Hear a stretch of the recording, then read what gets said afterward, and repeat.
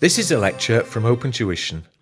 To benefit from the lecture, you should download the free lecture notes from opentuition.com. This chapter looks at motivation. Motivation can be described as the urge to take action to achieve or avoid something. So it could be motivation to win a contract, it could be motivation to hit a certain output, it could be motivation to hit a deadline. Managers need to understand what will motivate their staff, because very often, of course, you do want to achieve these targets. And someone once described motivation as the urge to run towards the target rather than simply amble towards the target in a kind of slow and relaxed way. And a motivated workforce is more likely to achieve the targets that have been set by the organization than an unmotivated workforce, where the people really don't care whether they hit the targets or not. There are two theories of motivation. First, or two classes of theory of motivation. The first is content theory, and this looks at maybe what content within the job is going to motivate employees to perform their job and the tasks to the very best of their ability. And secondly, there is what's known as the process theory of motivation, and this kind of maybe not very well expressed. How can managers get the most out of their staff? It is more to do with the process through which staff members become motivated, always getting to the psychological process that enables staff members to be, if you like, switched on. Now, the earliest theory probably of motivation was Maslow's hierarchy of needs, coming in about the 1950s. Maslow did his work observing the behavior of chimpanzees in the Bronx Zoo. So we have to worry, a little bit about to what extent the behavior of chimpanzees is going to be applicable to the behavior of people. It's a very famous theory. There are probably some elements of truth within it, but there are certainly some problems within it. And the way the theory works is, he says, if you had nothing, if you're absolutely destitute and poor, then what will motivate you is fulfilling your need for physiological requirements like shelter, food, heat, clothing. So any activity, whether in work or outside work, any activity which enables you to buy food, buy shelter, pay the rent if you like, pay the electricity bill, clothe yourself reasonably, this is going to motivate you, because these are what's going to be absolutely dominating your thought process. Once people have got these basic physiological, almost physical needs out of the way, the second thing they will want are safety needs.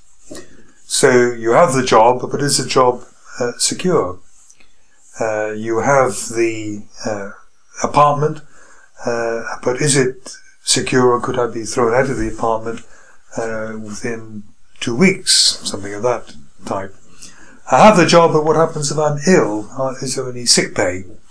So supplying these safety needs or elements of a job which supplies these safety needs is going to motivate people.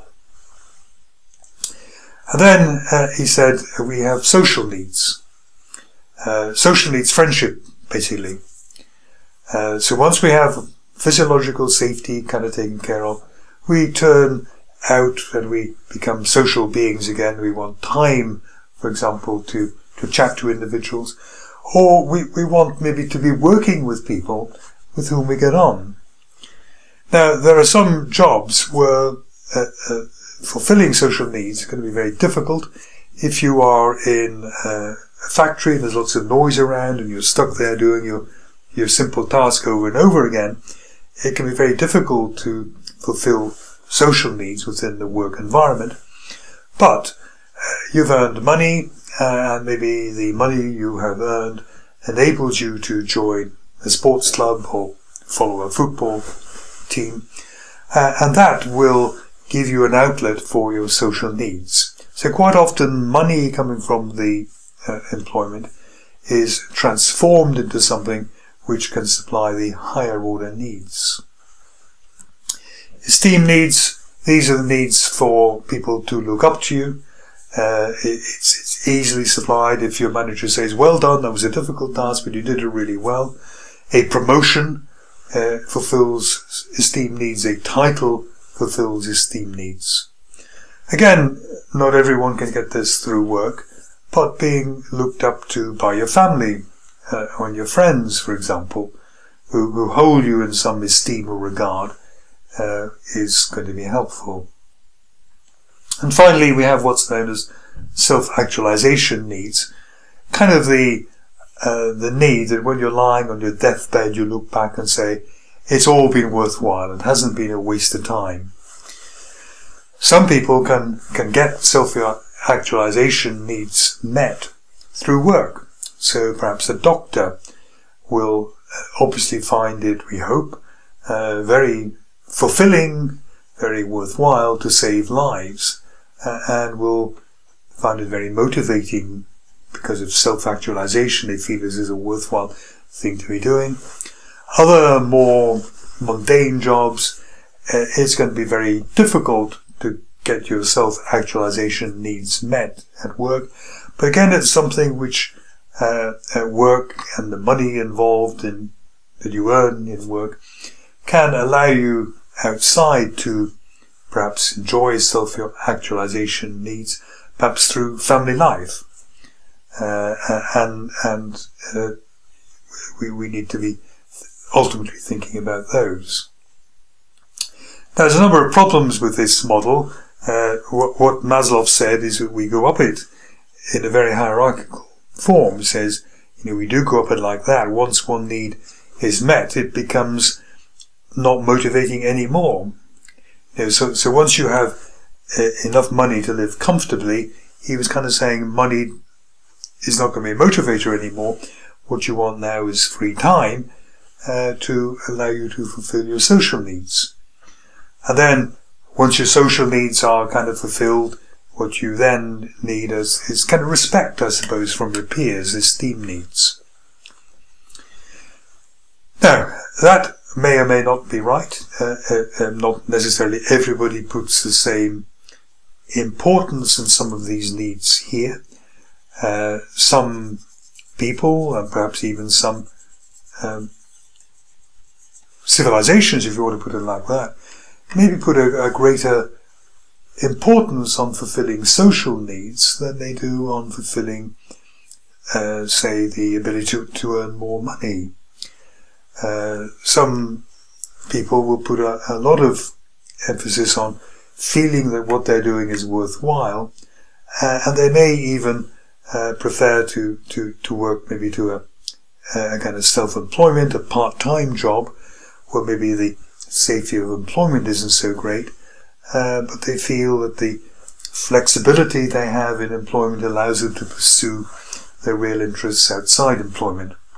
So not everybody necessarily follows this in the same way. Not everyone necessarily is going to be motivated by the same things. And also, he said, if you're going to understand what motivates people, you have to kind of judge where they are in this hierarchy. And that may alter. So if you're relatively young with a young family, you'd be pretty interested in providing security for them. If you're older, then you might be more interested in having free time, maybe to pursue holidays. So your emphasis changes away from safety needs more towards maybe self-actualization needs. So behavior responds to different needs. We're all individuals. We're all going to respond differently to this. Altruistic behavior, it doesn't necessarily explain why some people maybe instead of pursuing, let's say, more money or more free time, maybe volunteer to give up free time, maybe volunteer to work for free in some situations, and it may be something which is resting really on Western cultural values, the order in which Western culture places these needs. So it may therefore not be, internationally applicable without trouble. Herzberg produced what's sometimes called the two-factor theory. He was looking at hygiene factors and motivational factors. And he said the absence of a hygiene factor will cause dissatisfaction. What he was kind of saying on the hygiene factors here was things like basic pay.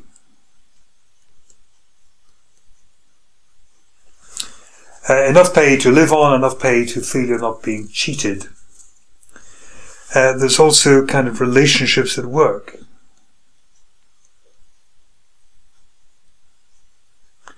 So if you do not get on with anyone at work, then this is going to be a big impediment to being motivated. It's the absence of a hygiene factor. Then they may be the physical conditions of work. So is it too noisy? Is it dusty? Is it too warm?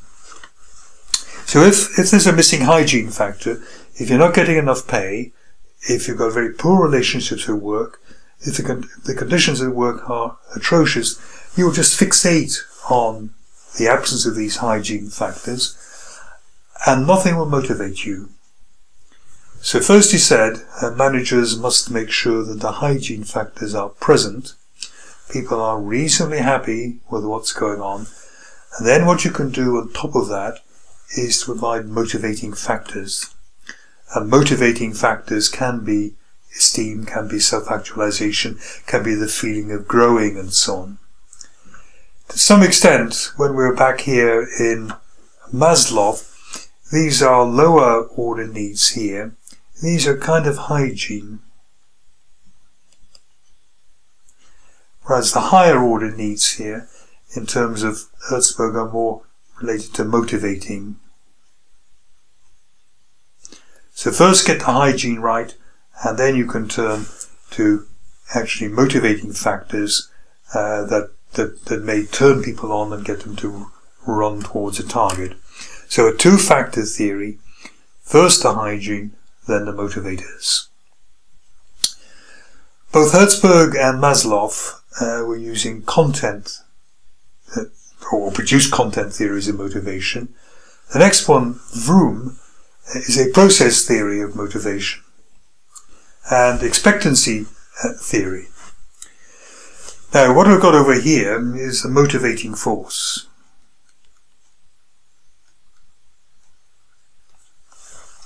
How much you're going to be motivated in a particular situation. And Vroom said that this depends on two things. First of all, how much do you want the outcome? That's the valence. And secondly, your own personal assessment of how likely you are to achieve what you want.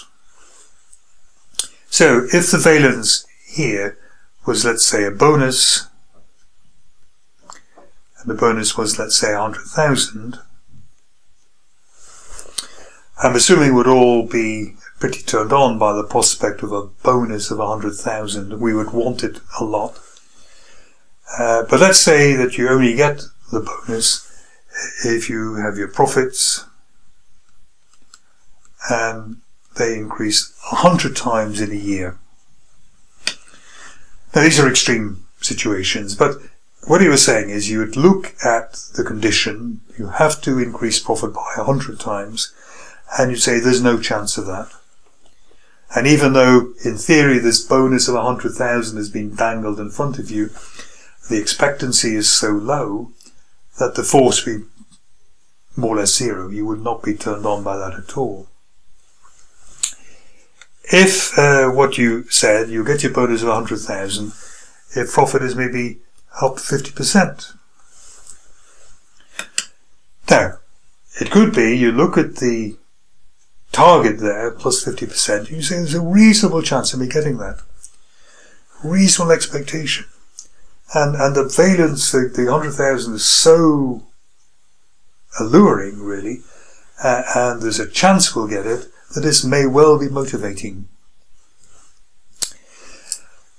The other kind of place where it's not going to be very motivating is, instead of giving you this generous bonus of 100,000, they say we'll give you a bonus of $1.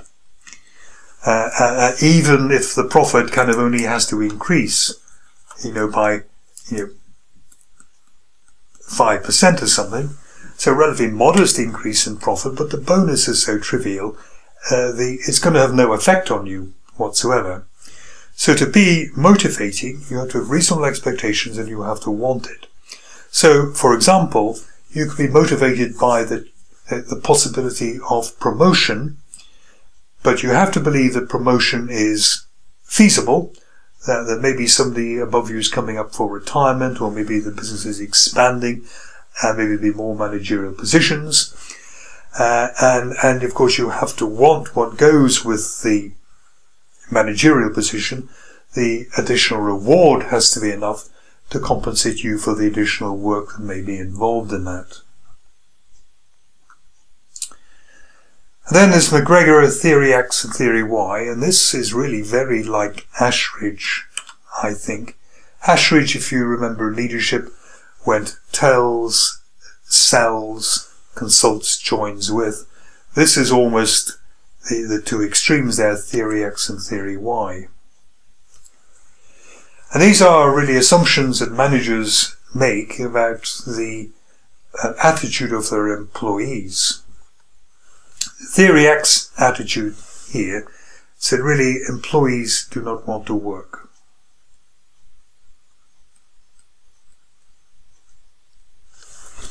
Theory Y said work was enjoyed.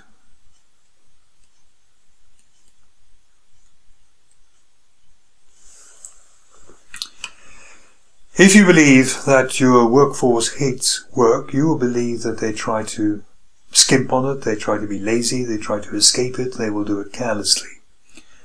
And if you believe that about your workforce, you will watch them like a hawk, and you will be giving them orders, you'll be very, very strict indeed. You'll be very much the tell sort of person. Theory Y, where work is enjoyed, and it was once said that work is as natural as play.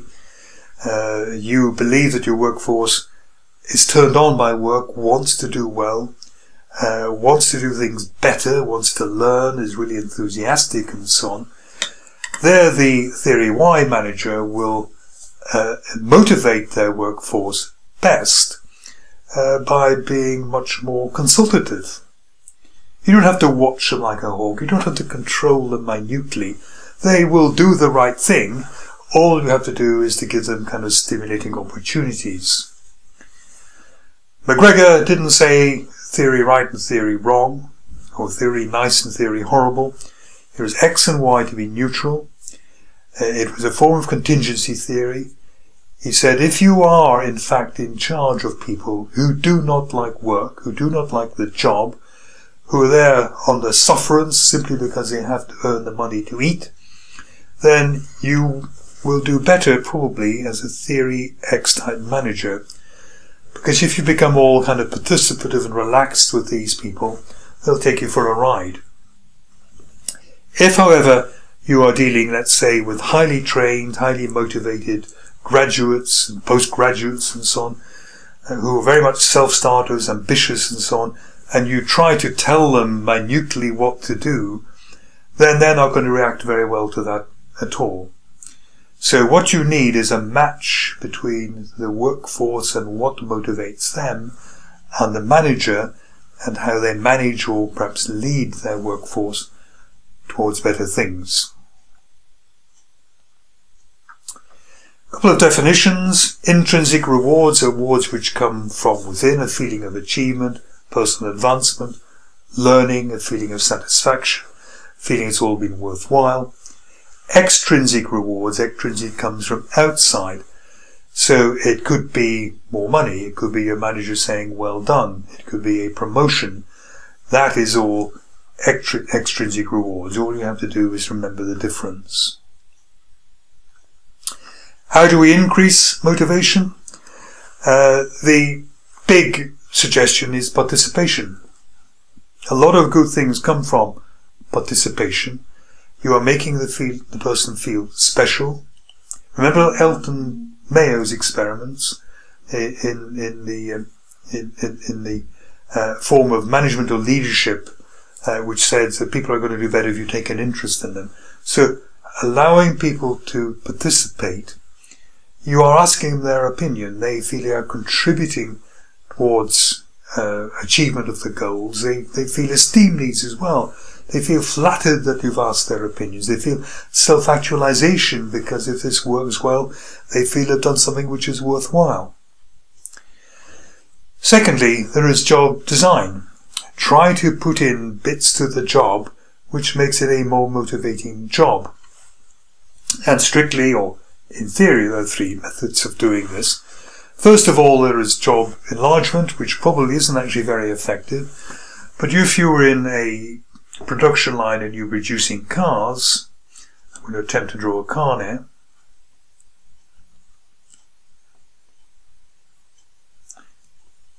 It's either very old or very futuristic. And your job at the minute was putting on the front wheels, then job enlargement would be putting on the back wheels. So it's literally more of the same. It's what's called a horizontal change. There's no more skills involved in that, and it's probably not going to really motivate very much at all. It might keep you interested for about half a day.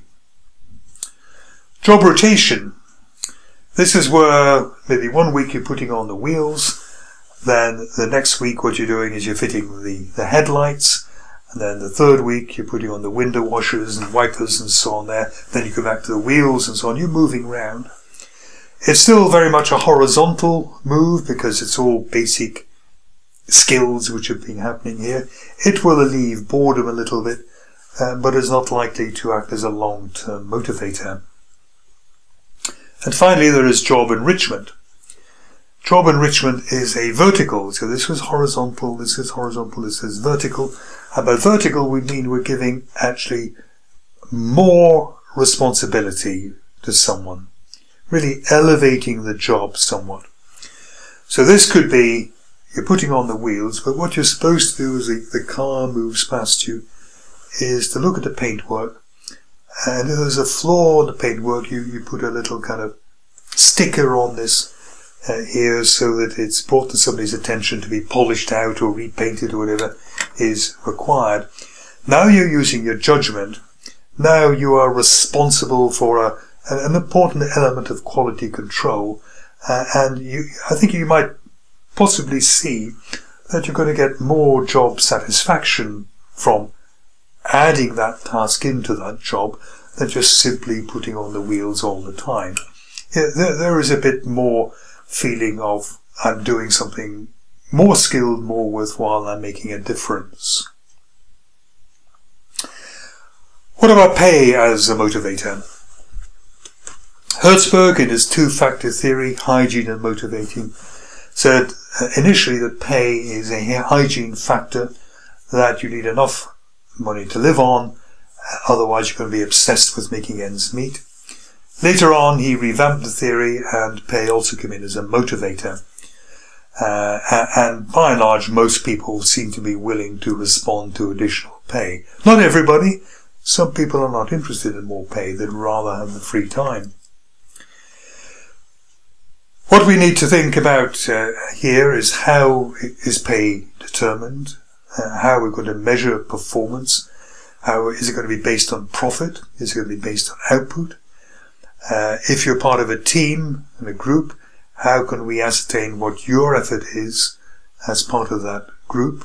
What happens if there are 4 good people in a group and then the 5th one pulls them down? So it's not absolutely straightforward. And what do people want from pay? Why might they want more pay?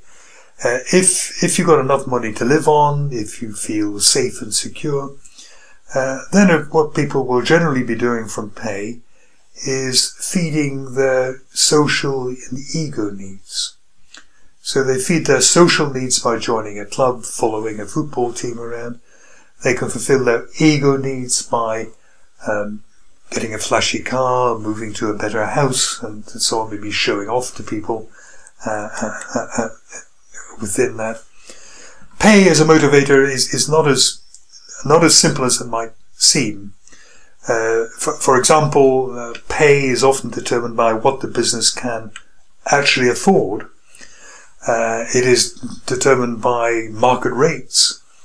And no matter how well people do, there is going to be a limit, really, on how much you can afford to pay them, or how much it is maybe wise to pay them for the sort of work they're actually doing.